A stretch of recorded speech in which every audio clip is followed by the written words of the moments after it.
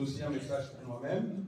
À la suite de la consécration et donc du baptême, et en plus, aujourd'hui, on aura aussi la Sainte Seine, j'ai pensé à parler de quelque chose qui me tient à cœur, qui m'interroge d'ailleurs. Question perpétuelle que nous trouvons dans Proverbe 20, 25. Proverbe 20, 25.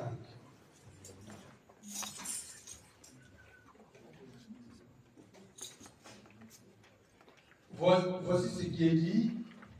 C'est un piège pour l'homme que de prendre à la légère un engagement sacré et de ne réfléchir qu'après. Amen. C'est un piège pour l'homme que de prendre à la légère un engagement sacré et de ne réfléchir qu'après. Ici donc, j'aimerais que nous puissions, disons, s'il faut parler d'un thème, je réfléchis sur comment honorer son engagement. Donc, honore ton engagement. C'est un peu le message de ce matin. Honore ton engagement. Mais avant d'aller au-delà, il faut s'interroger d'abord, c'est quoi un engagement? Ici, on parle d'engagement sacré. C'est quoi un engagement? Un engagement, c'est un lien. Un lien, un attachement, une obligation. Et on peut même dire que c'est une forme d'auto-emprisonnement. Donc, c'est un emprisonnement qui est consenti. On consent à devenir prisonnier, à devenir un peu esclave ici du Christ. C'est-à-dire c'est une charge, un engagement, c'est une responsabilité. Et le sacré, c'est quelque chose que l'on doit absolument respecter, donc qui n'appelle aucune violation, quelque chose d'inviolable. Et cet engagement qui est sacré, c'est donc un engagement qui doit être total, un engagement total, et pas une simple, dirais-je, participation, une simple contribution.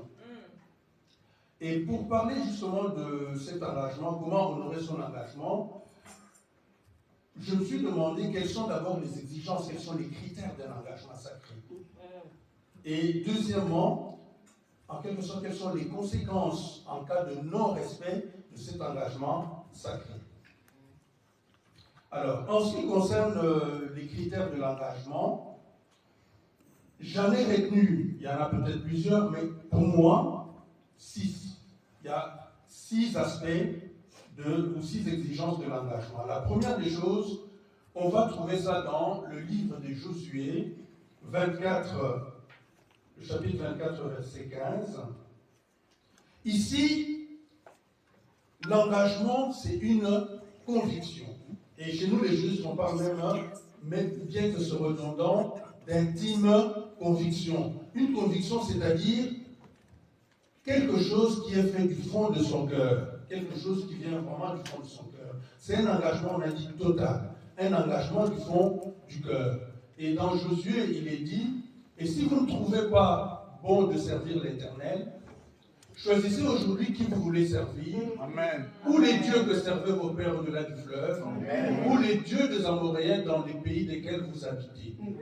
Mais ce qui est important ici, c'est la suite. Amen. Jésus nous dit, moi et ma maison, nous servirons l'Éternel. On est ici dans le cadre d'une conviction. Vous servez qui vous voulez, mais ma conviction et mon engagement, ce qui vient du fond de mon cœur, c'est que moi et ma maison, nous servirons l'Éternel. Donc, l'engagement, c'est quelque chose que l'on ne doit pas prendre à la légère. Nous devons savoir à quoi nous allons nous engager. Et d'ailleurs, j'anticipe, on y reviendra, la Bible nous dit même que ton oui doit être oui, ton non doit être non. Et tu ne peux pas être tiède, tu dois être soit chaud, soit froid. Donc, ici, il faut faire un choix. Et ce choix-là doit être un choix que l'on devra respecter tout le long du processus, tout le long de sa vie. Alors, engagement sacré, une conviction, mais l'engagement sacré, c'est également, et avant tout, une obéissance totale. Obéissance, on va rester dans le livre de Josué, cette fois-ci au chapitre 6, verset 20, et on prendra également 1 Roi, chapitre 8, verset 61. En ce qui concerne Josué, c'est l'histoire de Jéricho, vous connaissez, pour que le mur tombe. Donc ils ont respecté, obéi plutôt au message qui leur avait été donné. Et une fois qu'ils ont opéré comme tel, dit, le peuple poussa des cris et les sacrificateurs sonnèrent des trompettes. Lorsque le peuple entendit le son de la trompette, il poussa des grands cris et la muraille s'écroula. Le peuple monta dans la ville, chacun devant soi, ils s'emparèrent de la ville. Donc c'est l'obéissance qui a fait que Jéricho tombe. Et s'il n'avait pas obéi, si Josué n'avait pas obéi, Jéricho ne serait jamais tombé. Et c'est encore plus explicite dans le livre des rois, donc dans 1 roi, chapitre 8, verset 61.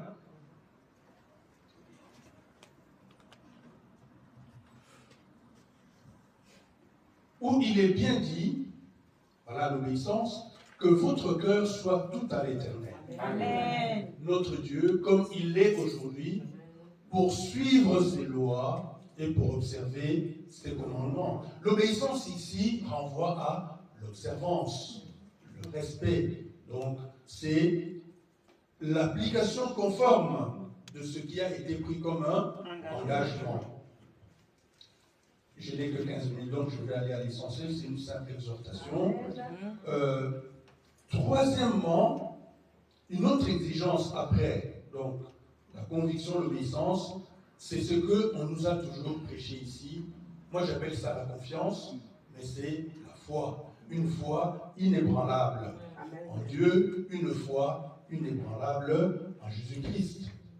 Ici, ça veut dire quoi? C'est que une fois qu'on a pris cet engagement sacré, une fois qu'on est né de nouveau, on n'est plus la personne d'avant.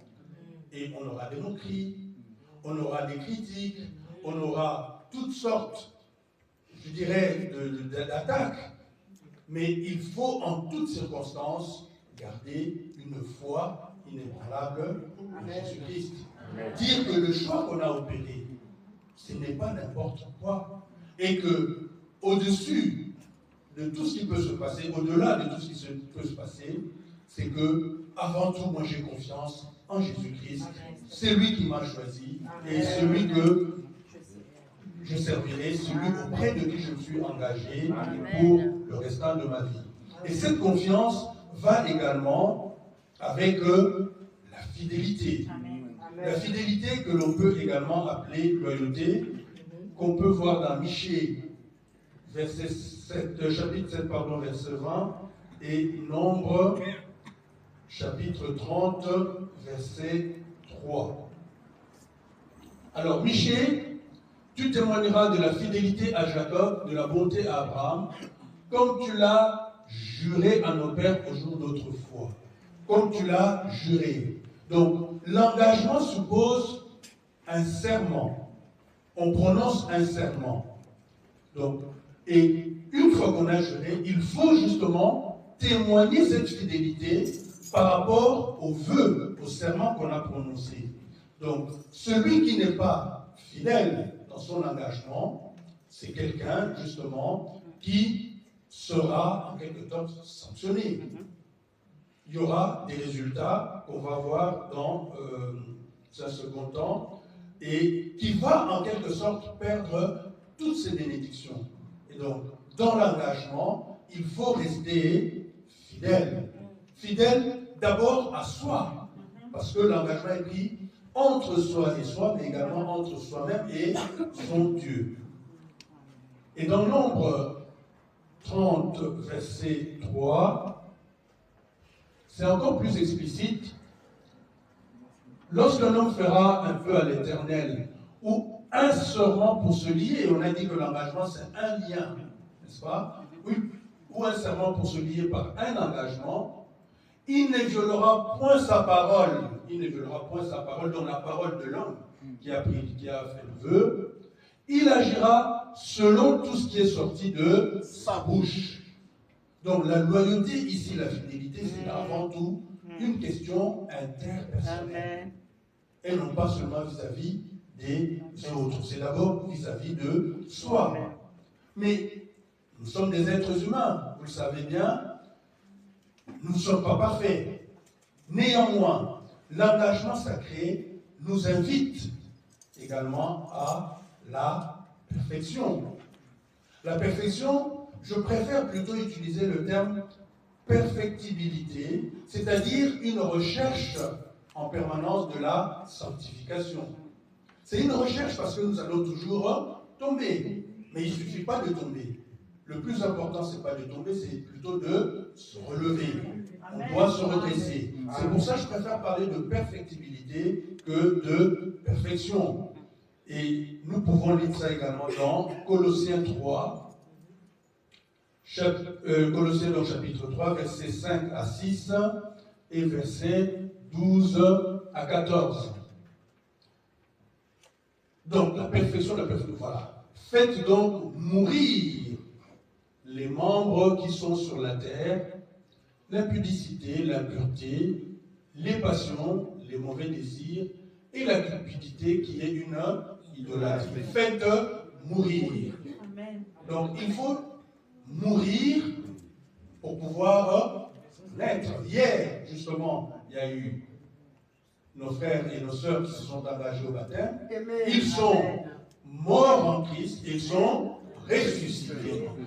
Donc, on est ici dans ce lien de recherche de la sanctification en permanence. Et le verset 12 à 14.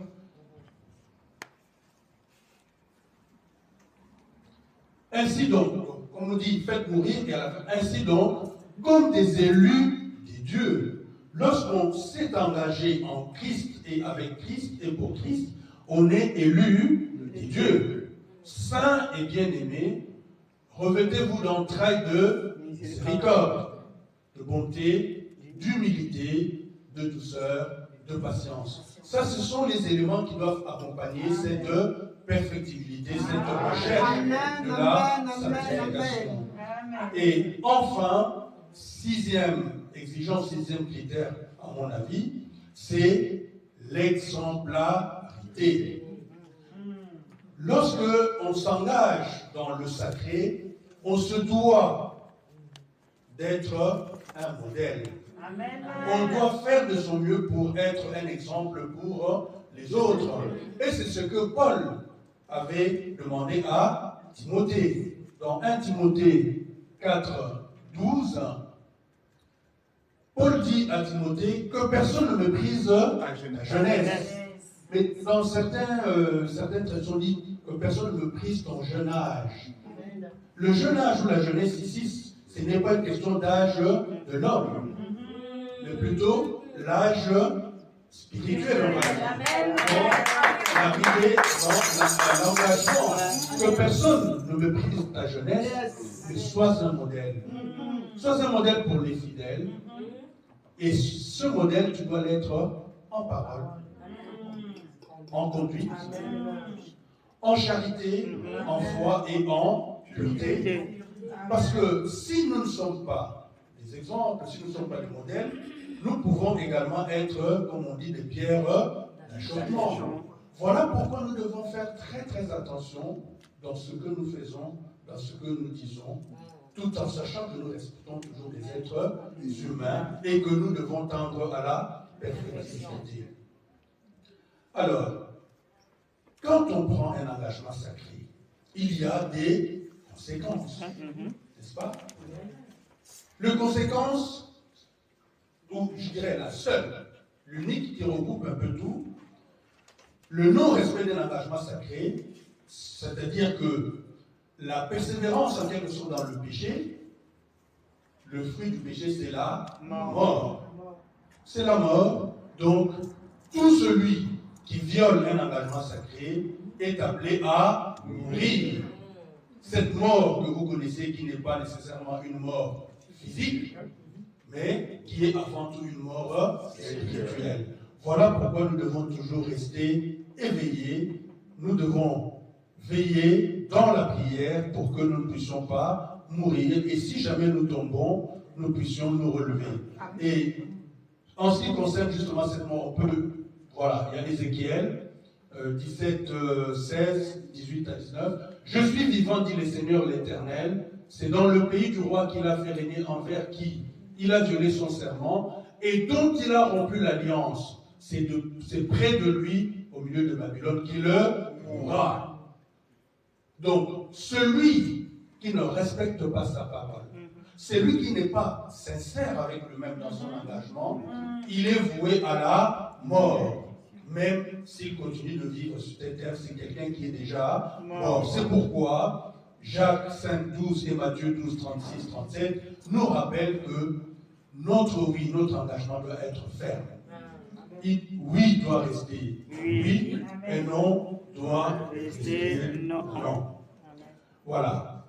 Un peu de manière ramassée, c'est que, je dirais, l'Esprit m'a inspiré, et aussi la pression, excusez-moi, que j'ai pu avoir. Je me suis demandé comment je vais m'y prendre.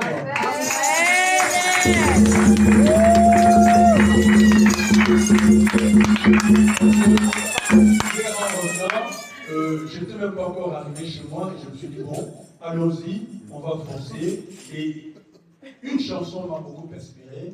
C'est une chanson que j'aimerais partager avec vous. Amen. D'une chanteuse que j'aime beaucoup. Voilà, Mon Jésus. Amen.